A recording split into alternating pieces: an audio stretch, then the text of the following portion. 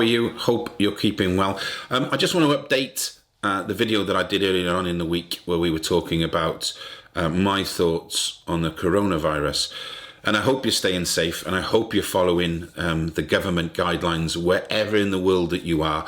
Listen to the experts, build your immune system, get your vitamin C, get your vitamin D, and try and do the best you can to give you best chance of coming through this, hopefully unscathed. I wrote a blog the other day talking about how I hope that the coronavirus is going to be a turning point for a lot of things that we do in the world. I hope that there's a minimum loss of life, but a maximum impact on our lives.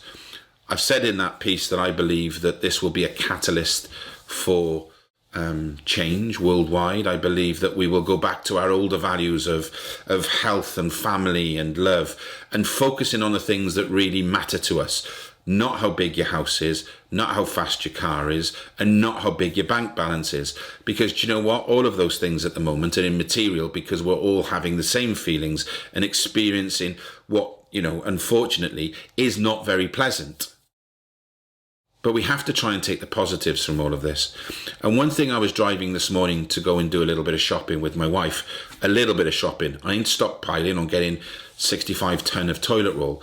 And the word that keeps coming into me is the word empathy. Now, for me, empathy is the capacity to understand or feel what another person is experiencing. And that word of empathy at the moment is growing, hopefully exponentially more than any of the badness that's happening in this world. Because now when somebody asks you, how are you? They genuinely mean it. Because they're sharing the same experience as you are. And I hope and I pray as this virus subsides, again with the minimum amount of loss, but with the maximum amount of impact, that we can go back to being more empathetic, having empathy and compassion and care for those around us, and move away from some of the, selfishness nation that we've become, that we're grabbing toilet rolls and we're looking after numero uno, I'm the only one that counts, and actually having the capacity to understand and feel what somebody else is experiencing. I hope one of the true things that comes out of all of this, that rises through some of the flames, is the word empathy. Because I'd truly like to believe that when this has subsided, however many months, weeks, whenever it is that we are all more empathetic to each other. We all care, we understand, and we have the capacity to love and help those people for what they're currently experiencing. And we're all going to experience different levels. There's a famous saying that I said to one of my friends this morning: don't pray for the man who has no shoes. Pray for the man who has no feet. There is always somebody worse off than ourselves, no matter how bad we think we're having it.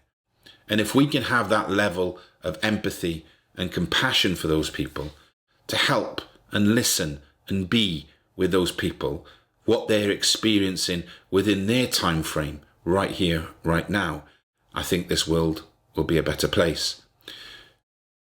The words, how are you, when they came just after the Second World War, were meant. How are you doing? How are you coping? Do you need a hand? Where are you going? How can I help? All of that empathy. Because you see, nowadays, how are you is just a flippant opening statement to start a conversation about something else. But now when you ask, how are you? How does it feel? You know it feels different. My friend just phoned me this morning, said, just checking in to see how you are. To be fair to my friend Jamie Bagnall, he does it every morning. Because we're friends, because we have this level of empathy and compassion. And I wouldn't tell him this, but friendship and love, okay? So have that level of empathy. Help others. Ask people how they're getting on.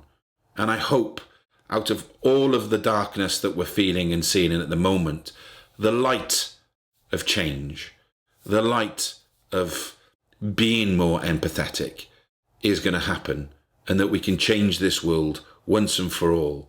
Can this be the catalyst of change?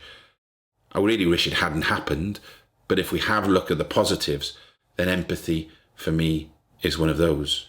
I have to say, I'm praying every day for the minimum amount of loss, but the maximum amount of impact.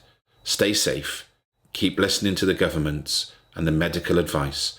Wash your hands, build your immune system, and above all, just keep showing that true, loving empathy to yourself and to others. Thank you very much. Bye-bye.